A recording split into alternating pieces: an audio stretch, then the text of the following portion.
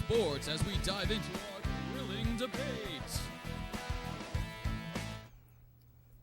Hello, North Haven. My name is Justin Palillo, and this is another edition of North Haven Sports Talk. With me, I have Jeremy Frean on my left and Holden Pirelli on my right. And we have some interesting debates tonight, but starting off, this is a show right after the college football selection with the top 4 teams who will be playing in the college football playoffs for the first time ever. So I know, Jeremy, this is a big deal for you. What did you think of the 4 teams that made it?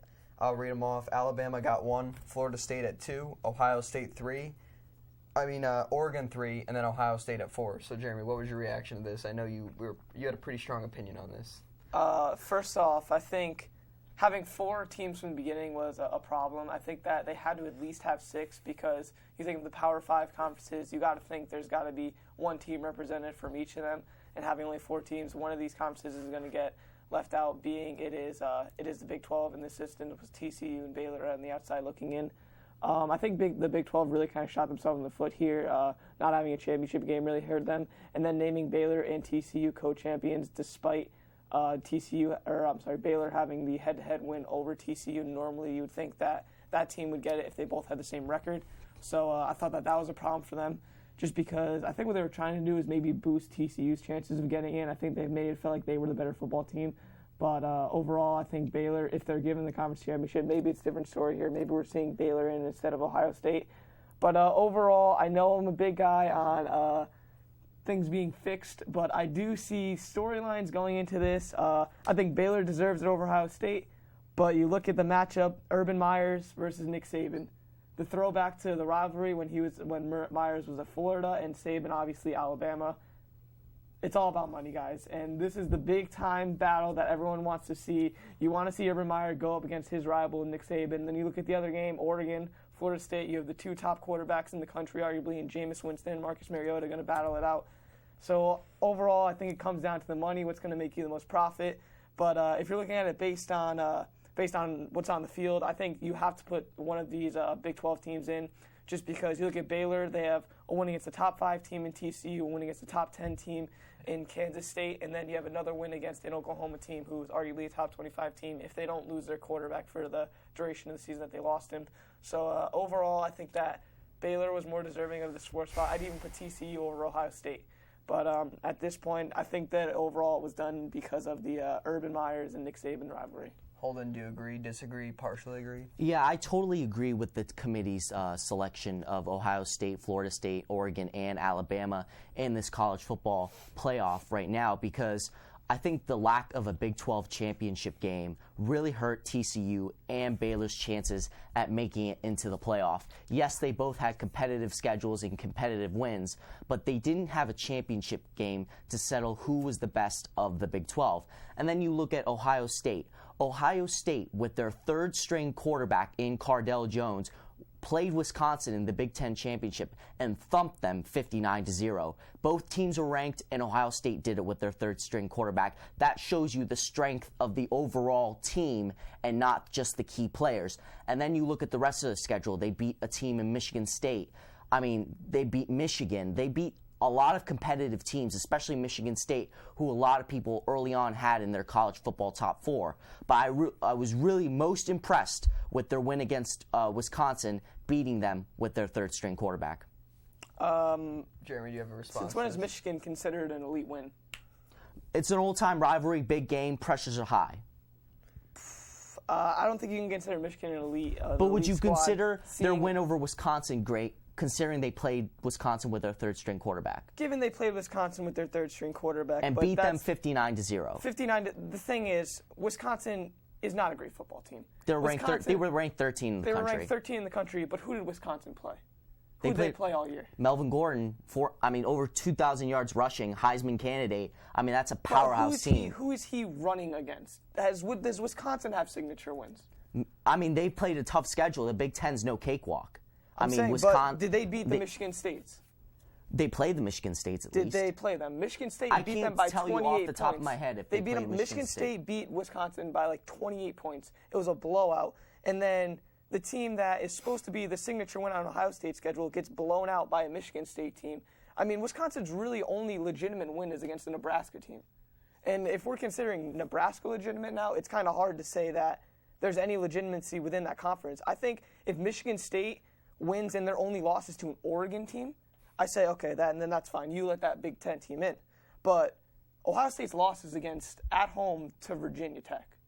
That's a big loss right there. But that was early on in the season. It is early on in the season, but so is Michigan State's loss, and so is Alabama's loss, and they're ranked 1. So it's just hard. I think both the TCU and Baylor team are better than the Ohio State team on the field. The main part of my argument is that, yes, you're right that TCU and Baylor are both competitive teams, but the fact that there was no championship game in the Big 12 to decide who was like the top team in that conference, and the fact that Ohio State beat Wisconsin with a third-string quarterback, I think was the deciding argument for the committee to go with Ohio State. And I think that margin in terms of their decision was very slim, but they went with Ohio State in the end because of the combination factors of no Big 12 game plus third-string quarterback.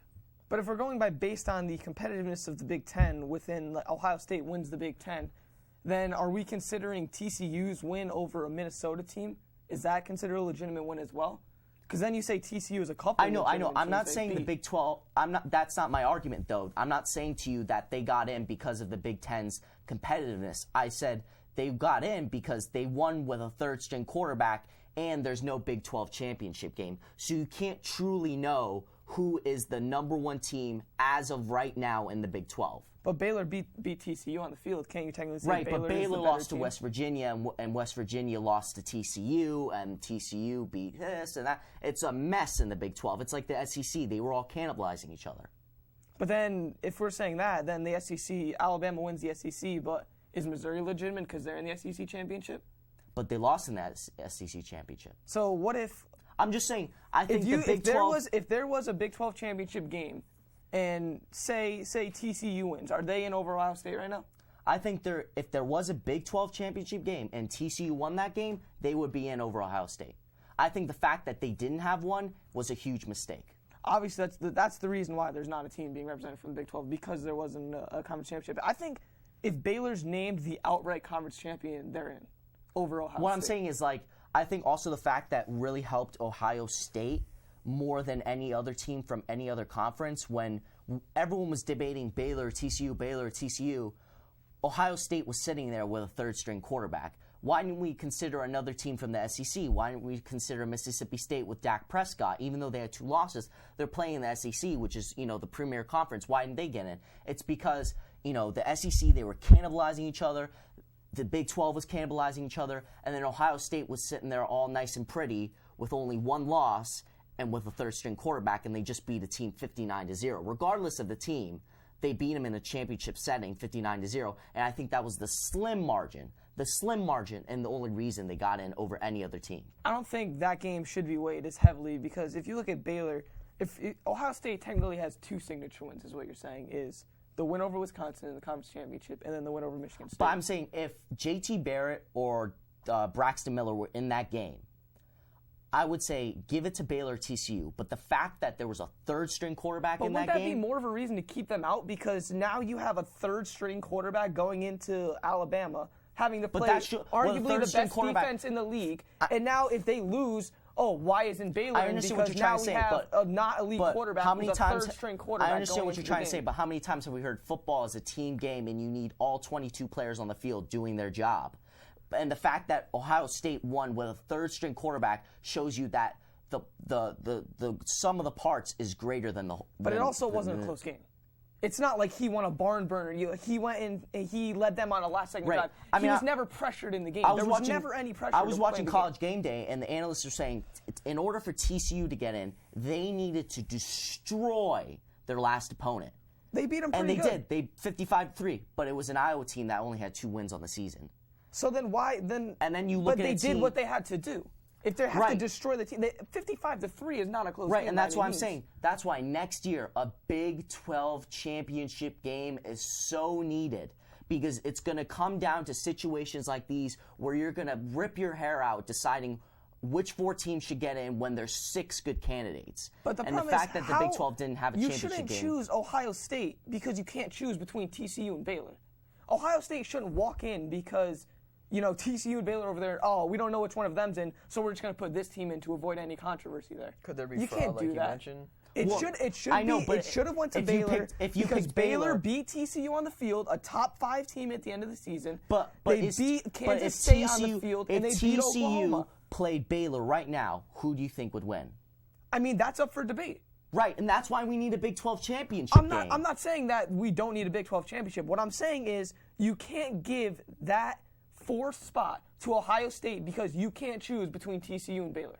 That's why you need to have a Big 12 championship game, and that's why I think they gave it to Ohio State, because Ohio State was the next best thing to avoid some sort of controversy, and they could justify. I know, but listen, they could justify that decision with saying they won with a 3rd-string quarterback. No, you can't just pick Ohio State because you can't choose between those teams. Because if TCU beats Baylor, then you say, oh, well, we already beat them earlier in the season, and there's just as much of a controversy there. Just because especially if it's a close game, especially if it's like the game they played early on. If it's a close Early on, game it was on the like field, they put up 61 points. it was 61-58 was the final score. I know, and that's a close TCU game, it blew came that down game to because the they were last up drive. 21-0, and then they blew it to Baylor. I think, And then that's exactly what I'm saying. That's even more of a controversy because now you can say we played them well twice, and we blew the first game. I think the committee did the best possible way for a 14 playoff. I think they made the right choice with Ohio State just because there wasn't a Big 12 championship game. And are the 4 best teams in college football playing in the college football playoff right now? I would say yes. There's no way you can consider Ohio State with their 3rd-string quarterback better than a Baylor or TCU team. You can't say that. That is the truth. I can, because the fact that they beat Wisconsin 59-0. Wisconsin is a joke. The Big Ten. They're ranked 13th in the country, and there's a lot more analysts that because thought they that. have a Heisman candidate. There was no way Wisconsin was beating Ohio State even with their 3rd-string quarterback because Wisconsin doesn't play anyone all year. The 4 best teams aren't in the college football playoff right now, and that's why the committee made a mistake.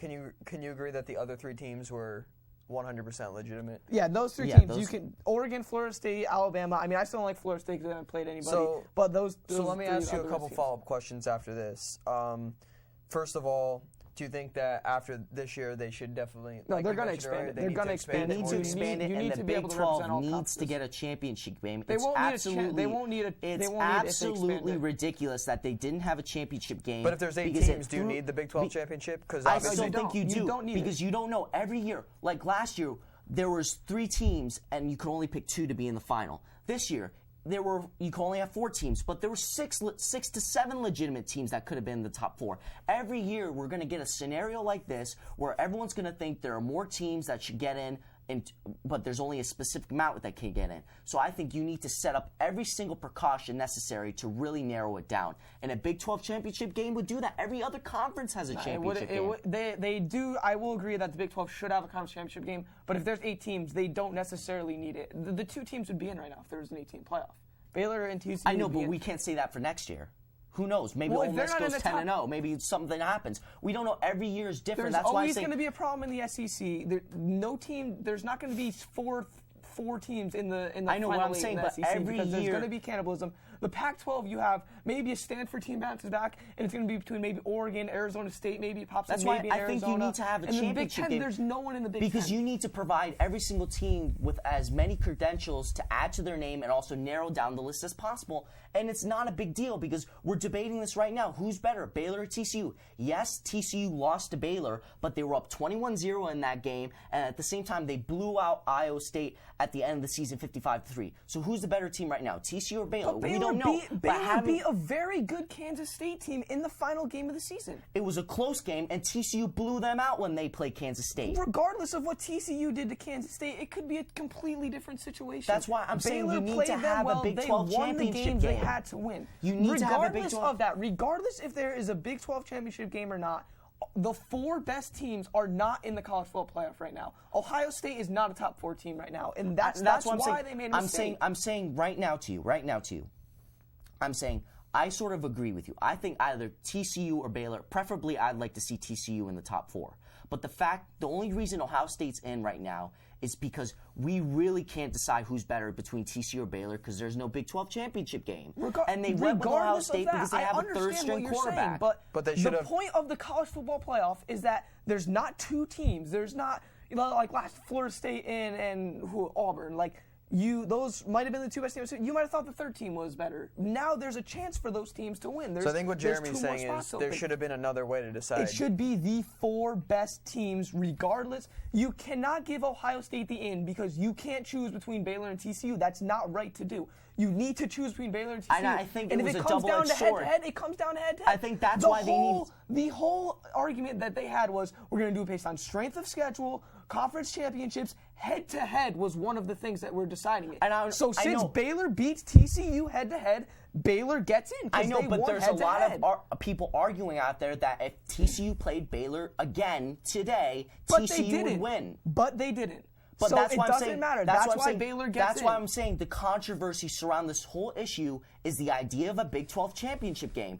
And that is why they went with Ohio State, because Ohio State, it doesn't matter. You can only beat who you get placed in front of. And Ohio State won against Wisconsin with a third-string quarterback. I believe that was literally the only argument Ohio State got. And thank God Baylor and TCU were ripping each other apart, because that was the only way Ohio State would get in. Ohio State, the committee basically showed that all that matters to get into the college football playoff is a conference championship title because Baylor had a better strength of schedule than Ohio State, had the head-to-head win over TCU, had everything they needed to get in based on what the committee was selecting this on, and still didn't get in because Ohio State has a Big Ten conference championship, which means nothing. And I'm saying, I understand your frustration, but I'm just saying, I'm telling you right now, I don't think Baylor should be in. It should be TCU. TCU beat Iowa State to end the season, 55-3. They blew out Kansas State, which you said Baylor beat them, but they beat them close. And they also blew out, they were up 21-0 on Baylor, and they also blew out West Virginia, a team that beat Baylor. So I'm saying you need a Big 12 championship game because teams progress and change throughout the season. A team from week 1 is not the same team at the end of week 12.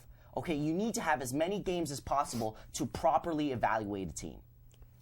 I still think that Ohio State does not. And finally, to wrap up our college football debate, who wins who wins the college football championship this year? Hold on, I'll start with you. I'm going to have to go with Oregon right now. I mean, Oregon with Marcus Mariota, he's a Heisman lock. He's been playing like a stud right now. Probably if he comes out for the NFL draft, he'll be picked number 1 overall. This Oregon defense is highly underrated. They play fast. They play hard. Alabama has been suspect at times on the offensive side of the ball with a game manager quarterback in Blake Sims. Their defense looks good, but it can break against these no-huddle offenses, these high-tempo, high-octane offenses like they run in Oregon. And Florida State has won all their games, yes, but at the same time, they struggle with controlling the game.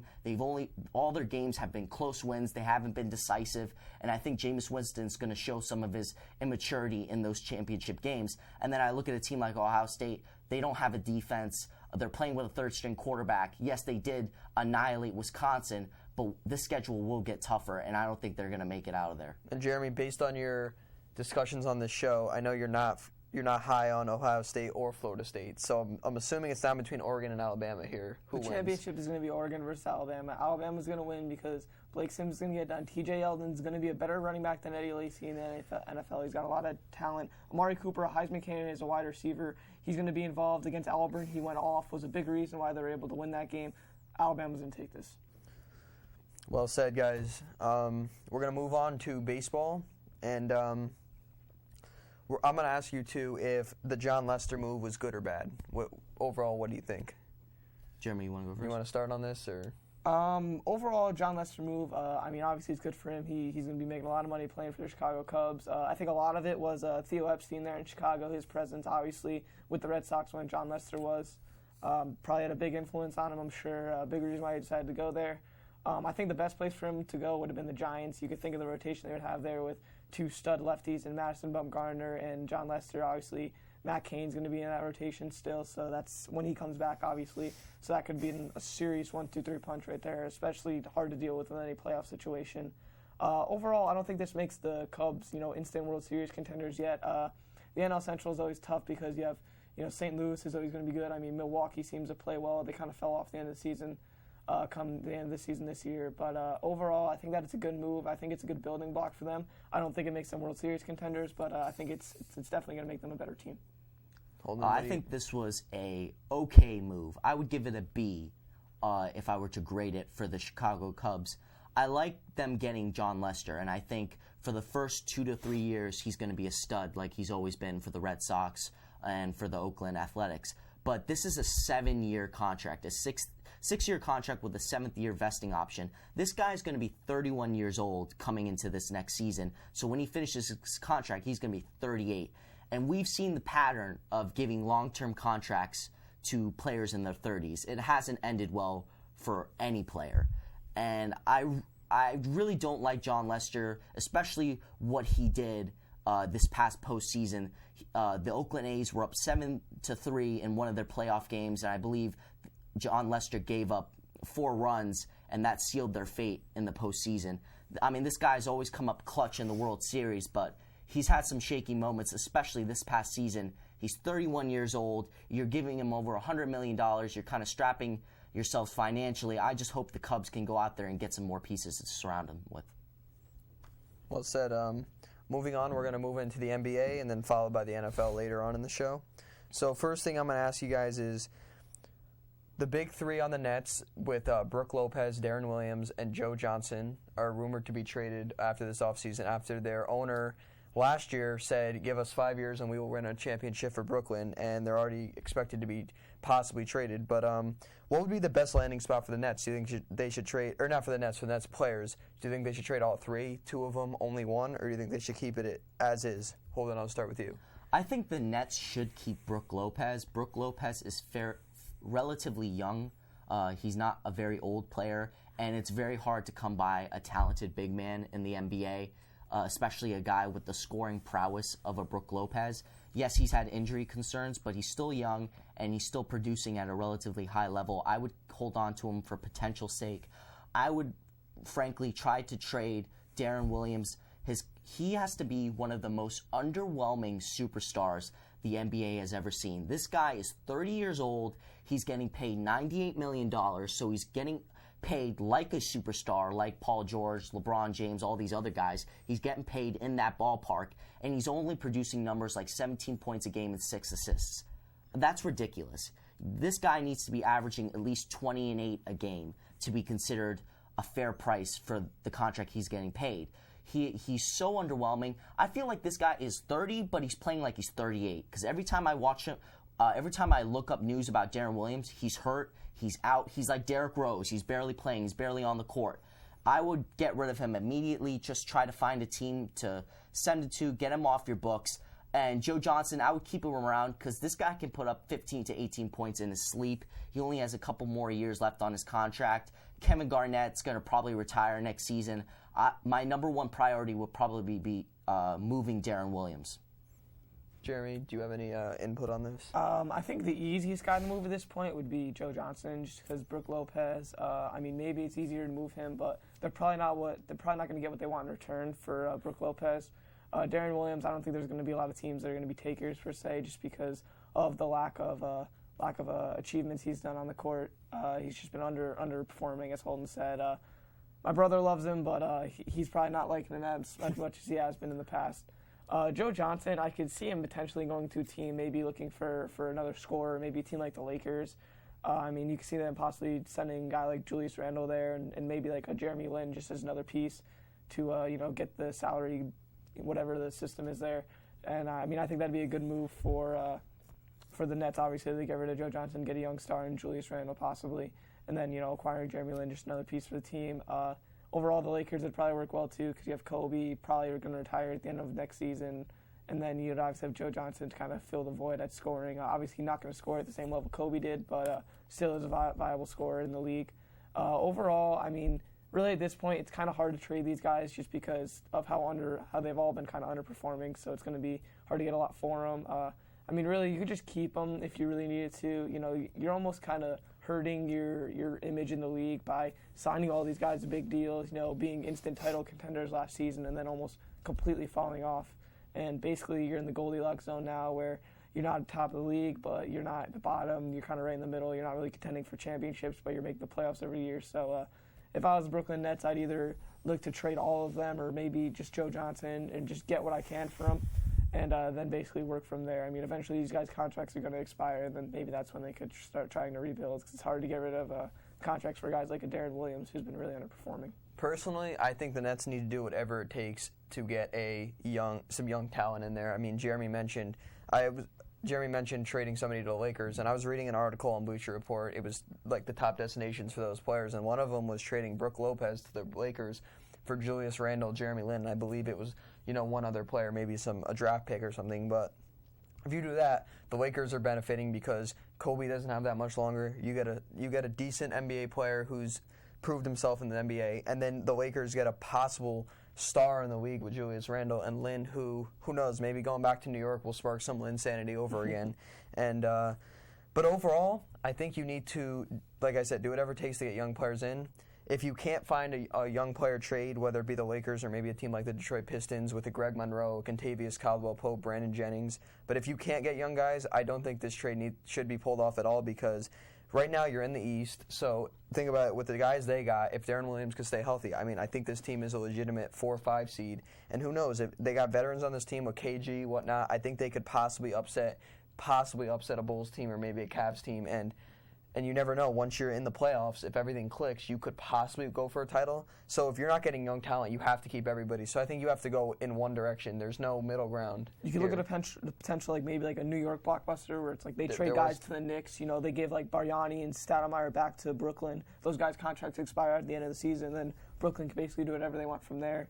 I mean, you'd say they give like maybe Amari, Bargnani, and maybe like Tim Hardaway Jr. for a young guy. Or Iman Shumpert or something. Yeah, something like that. And then they would get Brook Lopez and Joe Johnson. I'm almost tempted to say that the Brooklyn Nets should just blow everything up and just start rebuilding because the identity of this coaching staff does not fit the personnel of this team. Lionel Hollins, who was a coach for the Memphis Grizzlies, what is his MO? Tough, rugged, come at you, beat you up.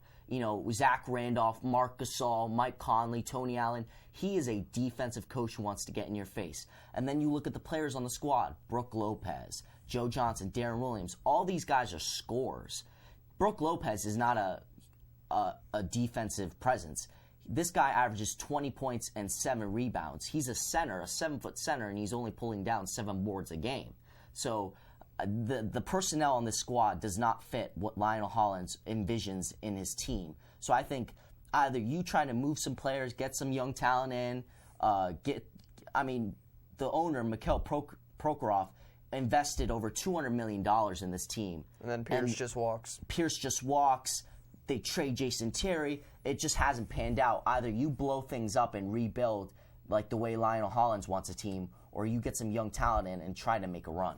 But even with Lionel Hollins, this is why I think there's even more of a reason why you should just go all in and keep the guys you have, because Lionel Hollins is a proven coach. I mean, he took the Grizzlies to the Western Conference Finals in that tough Western Conference, and it was unfortunate he got fired. I mean, they wanted to go in a different direction, but this guy's a proven coach, and if anybody could turn around, I think it's him.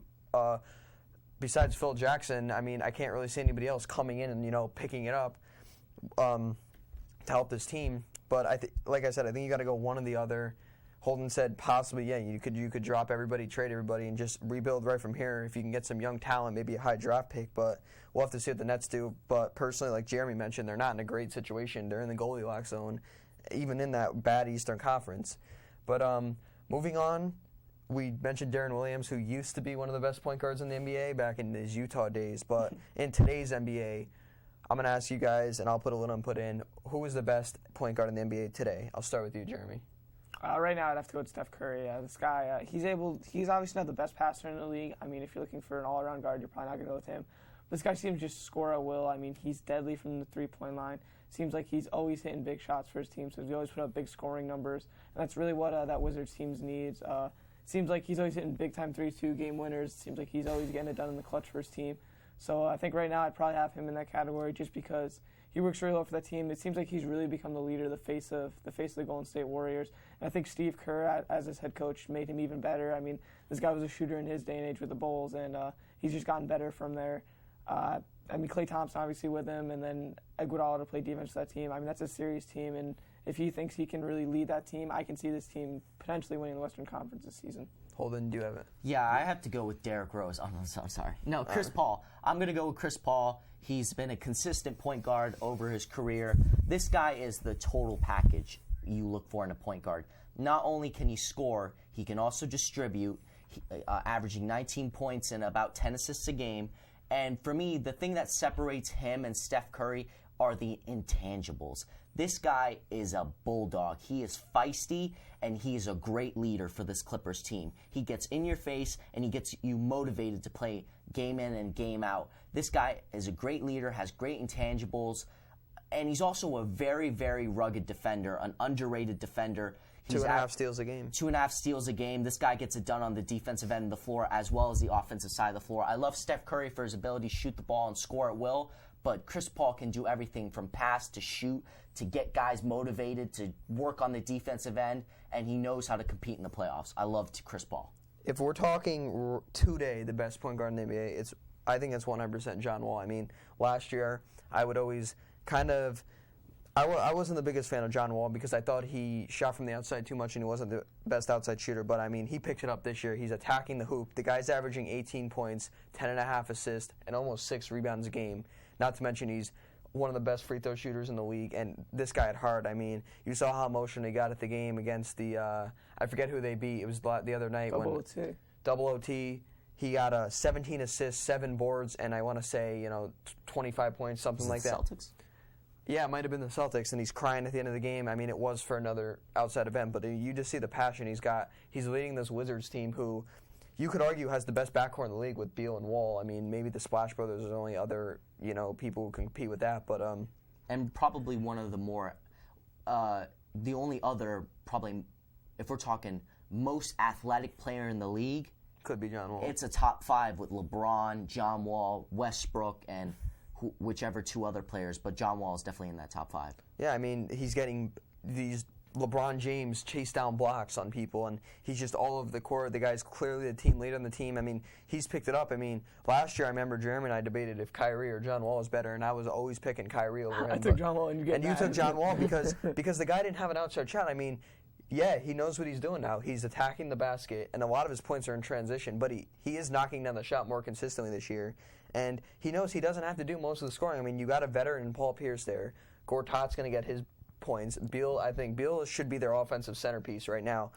I mean, if Nene's there, they got guys off the bench with Otto Porter. Andre Miller's there to back them up. They have weapons. They have weapons for sure, and Wall's clearly the leader on that team. So I'm going to go with John Wall as the best point guard in the league in today's NBA. But moving on, we're going to go to the NFL. And the first question I'm going to ask you guys is, who is the best quarterback wide receiver tandem in the league? So best combination of quarterback and wide receivers. I'll start with you, Jeremy.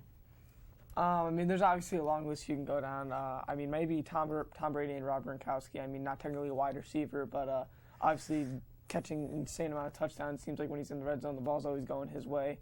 And Tom obviously loves him, always getting him the ball as much as he can. You look over to Green Bay, Aaron Rodgers and Jordy Nelson has been incredible. I know one of our watchers, Coach Paul, he has both of them on his fantasy team. Killed me this week in the playoff. But I mean, that's a serious duo there. I mean, even you go to that same team, Aaron Rodgers to Randall Cobb was deadly at the beginning of the season. They've kind of fallen off as Rodgers has tried to spread the ball out more. But he is definitely serious at the beginning of the year too.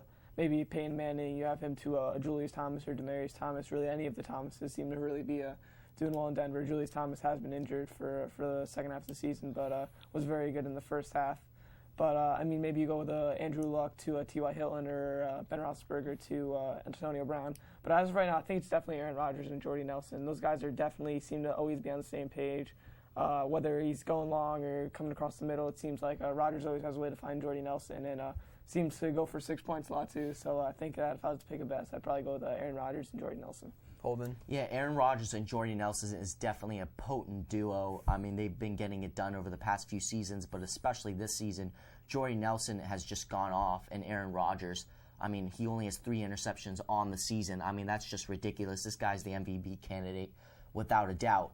But I would have to go right now with Peyton Manning and Demaryius Thomas. I mean, Peyton Manning and Demaryius Thomas over the past 3 seasons actually, has proven to be one of the most deadly quarterback to wide receiver duos in the league. These guys have been getting it done every single game. Demaryius Thomas started off this season pretty slow. He only had about 500 yards through about 7 games, but then all of a sudden he just went off, and now he's in the top 3 in terms of receiving yards. This guy's money in the red zone. He's a great yak player. Peyton Manning, I mean, what can I say more? You just have to say Peyton Manning, and you know that's legit. But a kind of a dark horse candidate I just want to put in there is Matt Ryan and Julio Jones. I mean, over the past 2 games, Julio Jones has gone off. Like, this guy has back-to-back, I think, 200-yard receiving games and multiple touchdown games. This guy is a beast, and I think he's going to be one of the more explosive NFL wide receivers in the next few years or so. He might be number 1 in a few years. This guy's just an athlete. And then you look at Matt Ryan. Matt Ryan's always been that good to verging on elite quarterback. He hasn't really gotten it done in the postseason, but he's doing pretty well this season behind a shoddy offensive line. And they put up 37 points against Green Bay in a shootout at Lambeau. I've been impressed with the connection between Ryan and Julio Jones, but right now I have to go with, either, like you said, Jeremy, Rodgers or Jordy Nelson, or Demaryius Thomas and Peyton Manning. I'm going to go with a combination that is pretty bad in the month of December, and I'm going to go with Matt Stafford and Calvin Johnson. I mean, we're talking about best wide receiver in the game in Calvin Johnson. I'm going to put Matthew Stafford in the top half of the league. I'm going to put him around 12 in the league as far as quarterbacks go. When he's on, he's on. And honestly, who else is he throwing to besides Megatron? I mean, no, he's got Golden Tate. He's got Golden Tate, but in a key situation, you're giving the ball to Megatron, and Matt Stafford knows that, and the defenses know that, but they still manage to get passes through. So I think I'm going to go with them. It's almost like saying LeBron James is like I'm comparing Calvin Johnson to LeBron, not Matt Stafford, but like it's almost like the ball is going to Calvin Johnson, and LeBron's getting the ball. It's just.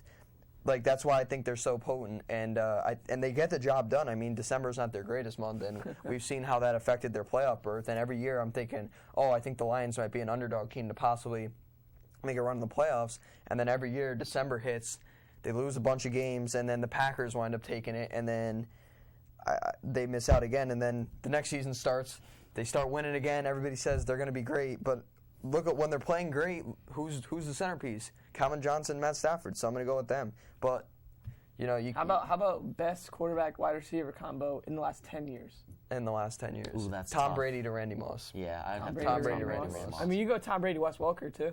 Wes Welker used to catch like 130 balls a year when he was with Tom Brady. Crazy numbers. But he dropped the balls that matter the most. How about Ben Roethlisberger to Santonio Holmes? I would say you're right that he would put up ridiculous numbers, but I remember in the Super Bowl, he dropped that pass right at like the 20-yard line in the most recent Super Bowl against the Giants, and I think if he caught that, the Patriots would have a real good shot to win that game. But he dropped a perfect ball from Tom Brady.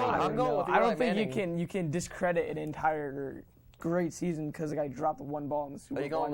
I mean, he's dropped a lot of passes too. Yeah, he's caught a lot of them, but it's also because it's like Alex Ovechkin in the NHL. Yeah, he scores a lot of goals, but it's because he takes a lot of shots. Wes Welker, yes, he catches a lot of balls, but it's because he also drops a lot of them too. But I mean, I definitely I give respect to Wes Welker. You got to look at Randy Moss too. I mean, this guy was the guy in one season.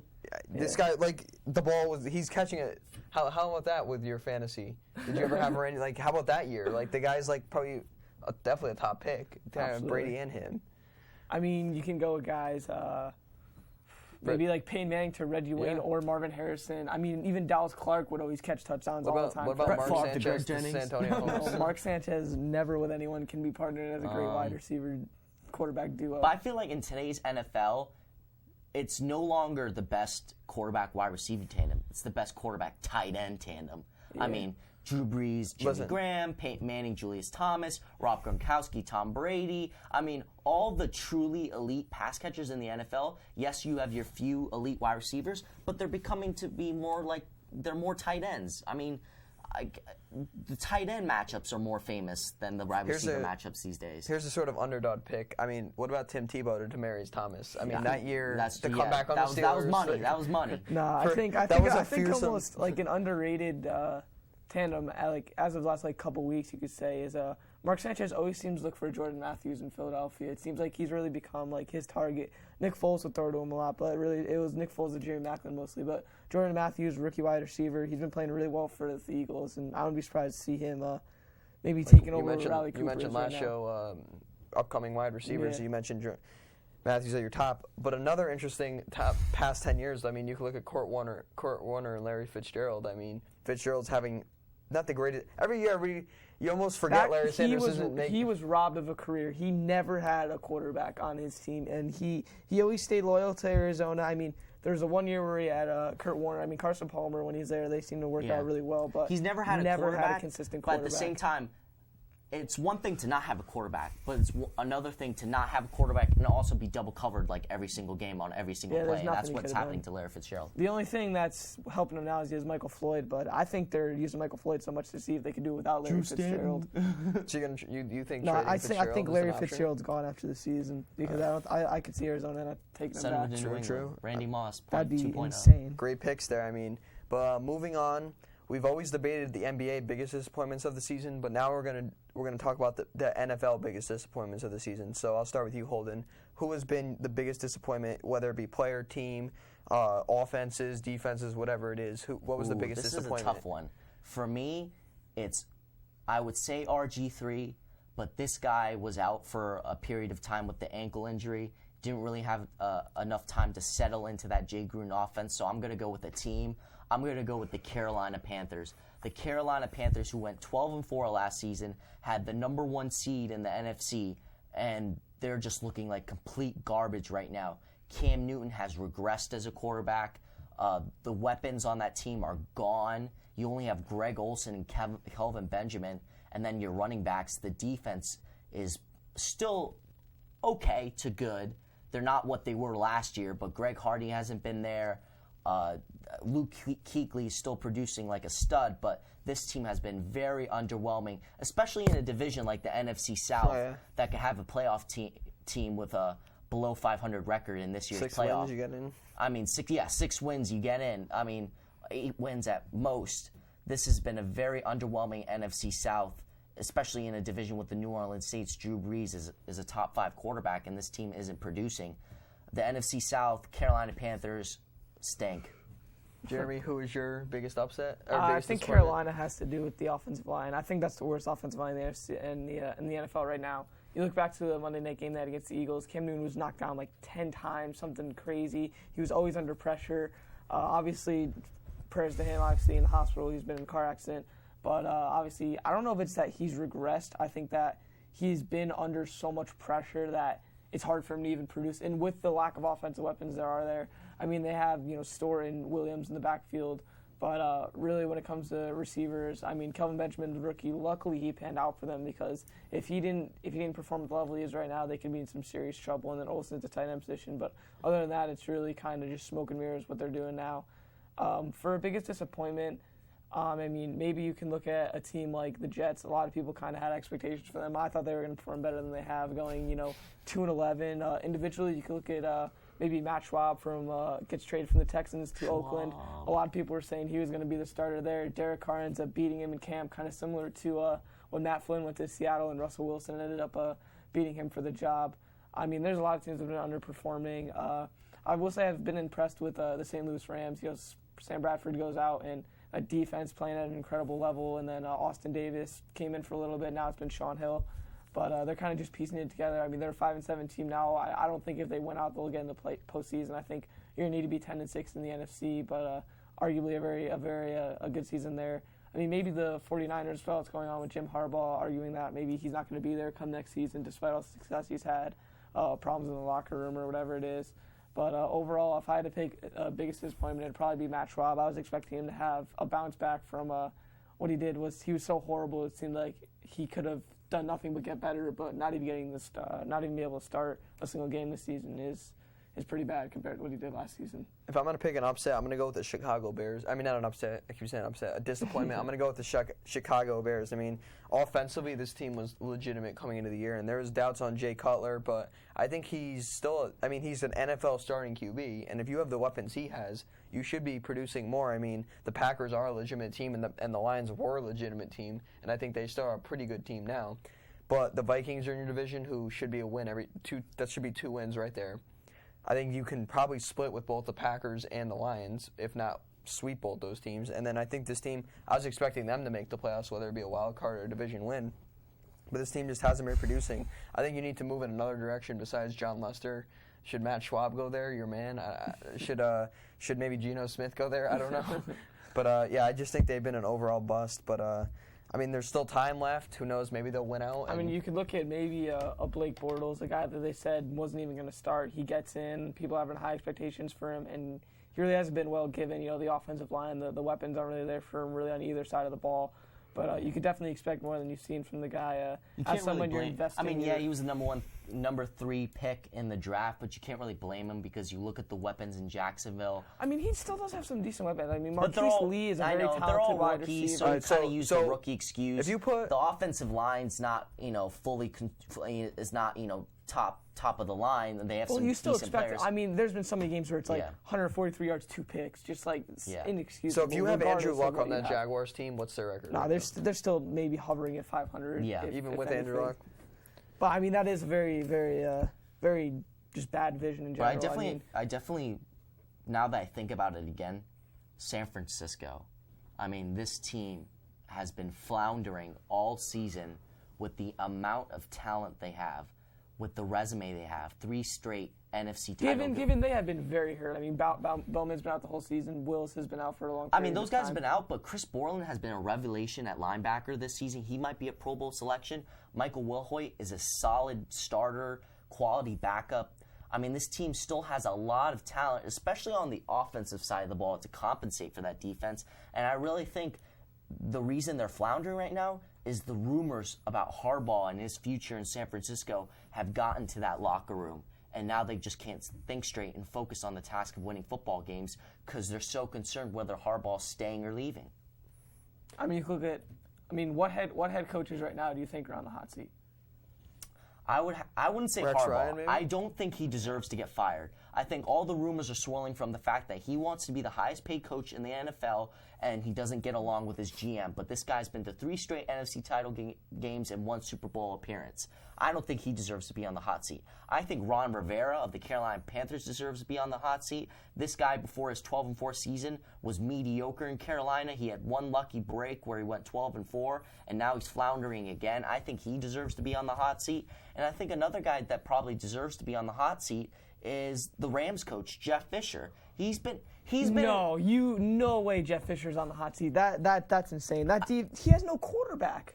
He had Sam Bradford. He went down, but this guy. There's but no before quarterback that, on this that guy's team. been in St. Louis long enough to put something together. But I think he's sort of on the hot seat. If Manning went down and Denver was I like, really all don't. right, McCoy, I don't you're think out. he's on the hot seat. I think he's on like the lukewarm seat. Like it's getting hotter. Nah, I don't think But I so. definitely think Mark Trestman of the Chicago Bears, even though he's only in his 2nd year in Chicago, yes, you were brought in to, juice up that offense, and you did, because over the past 2 seasons they're like top 5 in offensive rankings and stuff. But this defense is putrid, especially when Lovie Smith was your coach and you were a top 5 defense. All of a sudden, a year later, Mark Trestman comes in and you're like the bottom 32 to 27 defense. How does that happen?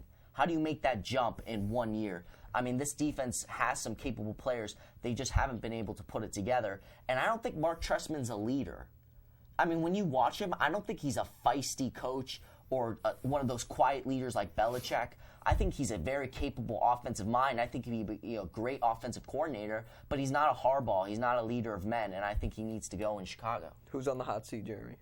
Rex Ryan? On the hot seat. I hope Rex Ryan's on the hot seat. I mean, I've always loved the guy. But the Jets love playing for Rex Ryan. That's the problem. No, he's on. Should Brett Favre come to coach? No, Brett Favre's not going to coach. Get Peyton Manning over there. Peyton Manning will coach. Yeah. He'll I turn think into Rex Derek Ryan's. Fisher. I think Rex Ryan's got to be on the hottest seat right now, just because of how much this team has underperformed. I mean, people like you have said, Rivera. I mean, I think they should give him 1 more year, kind of like what the Jets did with Rex Ryan. I think that given 1 more year, I think he could definitely perform better. I think if they could boost that offensive line in the offseason, they could definitely be a better team. What about Marvin Lewis? Bengals. Nah. He hasn't won a postseason game in 11 years. Yeah, but it's also, I think if anyone should be on the hot seat, it should be Andy Dalton. Andy Dalton never shows up in postseason games. That's true. He has not played the talent one with good him. postseason game. The team has the talent. Marvin Lewis has been the coach of the Bengals for 11 years, and he hasn't won a postseason game. It's not his fault. If you're supposed to be superstar quarterback, doesn't show up in the game, there's nothing you can do. You can't just run the ball 40 times. If he had a running back, if he has a Marshawn Lynch, he can go in and run the ball 40 times. Adrian I Peterson. feel like the only reason you would fire him, though, is because he's been there 11 years. I mean, there's a point where you, like Tom Coughlin in New York, there's just a point where you need to cut ties with a coach, not because they're incapable of coaching. Like Lovie Smith, you just gotta you're move a a different quality direction. coach. You just got to move in a direction. I think that's what happened. Start fresh. That happens all the time in sports. Yeah, you just gotta, regardless of the situation, Like the locker room, they just get sick of you. You just got to go. move in a different I mean, direction. I think that I think Tom Marvin Coughlin Lewis in is New very. York. I think Tom Coughlin, basically either New York team, Rex Ryan or Tom Coughlin. I think that they can definitely legitimate. The problem with Rex Ryan is he's a head coach, but he's like the defensive coordinator. He never has an offense. He never did. I mean, Mark Sanchez seems like he's thriving in that system in Philadelphia, but that's also because the system is centered around the quarterback there. And you have better weapons around him. There's very few teams that do that. I mean, UK San Francisco is one of them, and then Philadelphia. Other than that, it's a slim amount. Maybe a team like Denver, but overall, I think that Rex Ryan, Tom Coughlin. Tom Coughlin, it seems like he's always on the hot seat. The next season he wins the Super Bowl, so it'll be interesting to see if they give him maybe one more year. But overall, I think if you got to go a guy maybe that's on the hottest, I'd probably go with Rex Ryan from New York. You think it's Rex Ryan? No.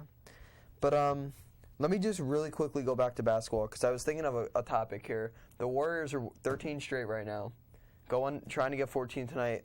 Rockets are coming into town. Do they win tonight, and how long do you think the streak goes on for? I think the streak goes on for a couple more games. I'm going to give it. They have the Mavericks after the Rockets, which will be a tough game. You know what? I think this streak goes on for 2 or 3 more games. This team has been relatively impressive given the fact that their coach is Steve Kerr. First-year head coach Steve Kerr. He's a good coach. He's a good coach. Expectations were high for this team because they fired Mark Jackson, who was a 50-win coach last season. They made it deep into the playoffs. They got rid of Mark Jackson. All the players loved him. It was like the Jets and Rex Ryan.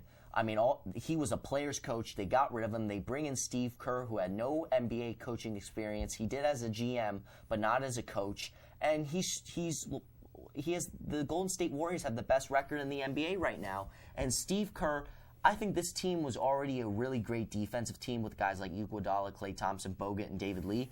But what Steve Kerr has done is simplify the offense. A lot of the offense last year was isolation play, give it to Steph Curry, give it to Klay Thompson, give it to David Lee, and just let him go and score. But now it's all about, like the Spurs, make the extra pass, find the open man, simplify the offense, and this team is now top 5 in offensive efficiency. I've been impressed with the job Steve Kerr has done, and I think the streak goes on for a couple more games. Jeremy, what do you think?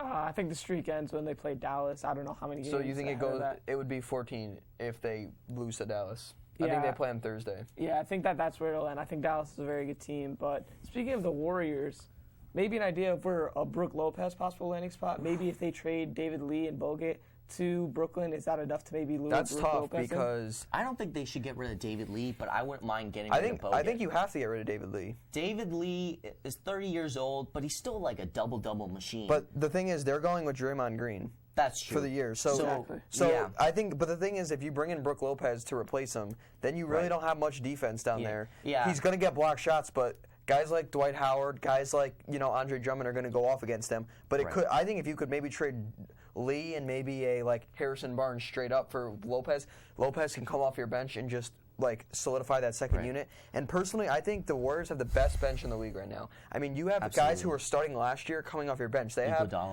Sean Livingston, who was a very underrated move in the offseason, coming off your bench to back up Curry. Iguodala's coming off the bench. Lee's coming off the bench.